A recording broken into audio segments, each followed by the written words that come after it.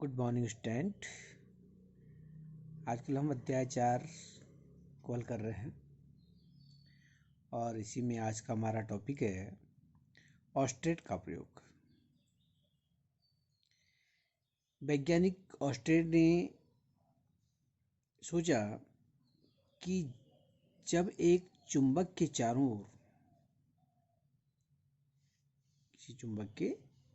ओर चुंबकीय क्षेत्र स्थापित हो जाता है तो ठीक इसी प्रकार से जब किसी चालक में धारा प्रवाहित की जाती है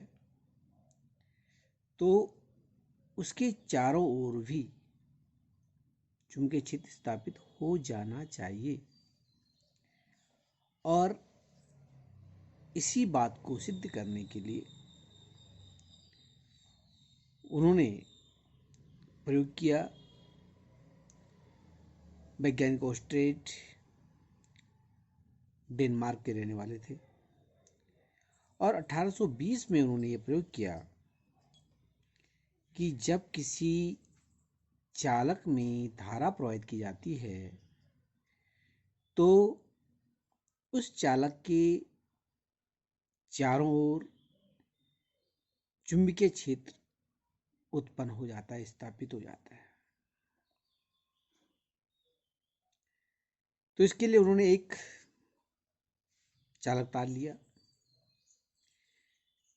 एक बैटरी ली, एक कुंजी ली और एक सुई ली। उन्होंने विक्षेपित चुंबकीय सुई उन्होंने ली है और उन्होंने इनको सीरीज में जोड़ करके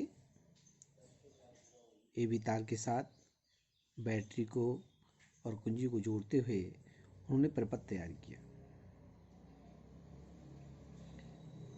उन्होंने देखा कि जब परिपथ में कोई धारा प्रवाहित नहीं हो रही है तो सुई, जो चुंबकीय सुई है, जब हम उसको तार के ऊपर रखते हैं तो उसमें कोई धारा प्रवाहित नहीं होती है। फिर उन्होंने कुंजी को दबाने के बाद चालक में धारा प्रवाहित की और सुई को चालक के ऊपर रखा तो उन्होंने देखा कि सुई, चुंबकीय जो सुई थी, उसकी निडिल एक ओर को झुक गई। तो इससे उन्होंने यह सिद्ध किया कि जब किसी चालक में धारा प्रवाहित की जाती है तो उसके चारों ओर एक चुंबकीय क्षेत्र स्थापित हो जाता है, जिसके कारण ये सुई विक्षेपित हो गई। इसके बाद उन्होंने सर्किट को चेंज करके देखा। धारा की दिशा को उन्होंने बदला और धारा की दिशा को बदलने के बाद फिर उन्होंने जो है सुई को देखा तो सुई दूसरी ओर विक्षेपित हो जाती है, यानी कि धारा की विपरीत दिशा में विक्षेपित हो जाती है। तो इस प्रकार से वैज्ञानिक ऑस्टेट ने यह सिद्ध कर दिया कि जब किसी चालक में धारा प्रवाहित की जाती है तो उससे चालक में एक चुंबकीय क्षेत्र स्थापित हो जाता है। तो ये आपके पास ऑस्टेट का प्रयोग है। वैज्ञानिक ऑस्टेट ने कहा कि जिस प्रकार एक चुंबक के चारों ओर चुंबकीय क्षेत्र स्थापित हो जाता है, ठीक इसी प्रकार यदि किसी चालक में विद्युत धारा प्रभावित की जाए तो उसके चारों ओर चुंबकीय क्षेत्र स्थापित हो जाता है। इसे सिद्ध करने के लिए ऑस्टेट ने एक प्रयोग किया 1820 में। ये जो आपके पास डेनमार्क के रहने वाले थे ये वैज्ञानिक, एक चालक तार ए बी को कुंजी के द्वारा बैटरी के ध्रुवों से जोड़ा तथा इस तार के समांतर एक चुंबकीय सुई रखी। जब तार में विद्युत धारा प्रवाहित करते हैं तो चुंबकीय सुई विक्षेपित हो जाती है। जब धारा बंद कर देते हैं तो चुंबकीय सुई सामान्य अवस्था में आती है, यानी उसका विक्षेप नहीं होता है। यदि परिपथ में धारा की दिशा को उलट दिया जाए तो सुई विपरीत दिशा में विक्षेपित हो जाती है। इससे स्पष्ट है कि गतिमान आवेश अथवा धारा अपने चारों ओर चुंबकीय क्षेत्र उत्पन्न करता है। तो ये उनका प्रयोग है।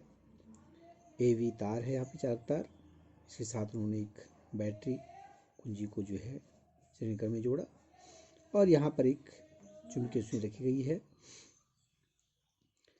ये पहली स्थिति है, कोई भी धारा प्रवाहित नहीं हो रही है, इस पर कोई भी धारा प्रवाहित नहीं हो रही है, तो चुंबकीय सुई जैसी थी, उसकी जो सुई थी उसी अवस्था में है जिस अवस्था में पहले थी।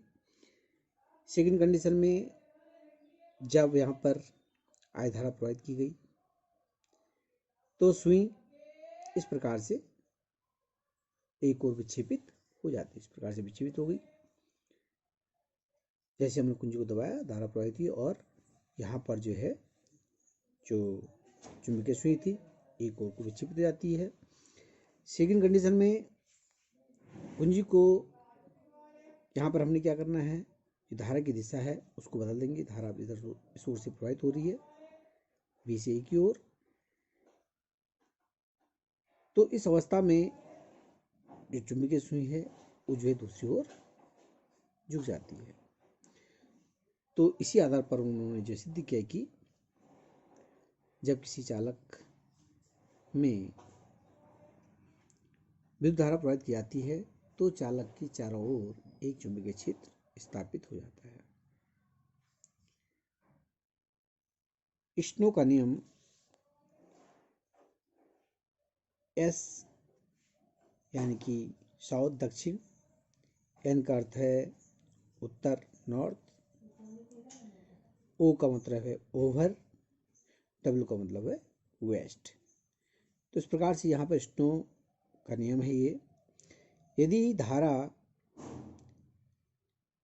दक्षिण से उत्तर की ओर प्रवाहित हो, धारा जो है दक्षिण से एस से एन की ओर, एस से एन की ओर प्रवाहित हो, एस साउथ हो गया है, एन नॉर्थ हो गया है, तो धारा दक्षिण से उत्तर की ओर प्रवाहित हो और चालक तार चुंबकीय सुई के ऊपर हो, ओवर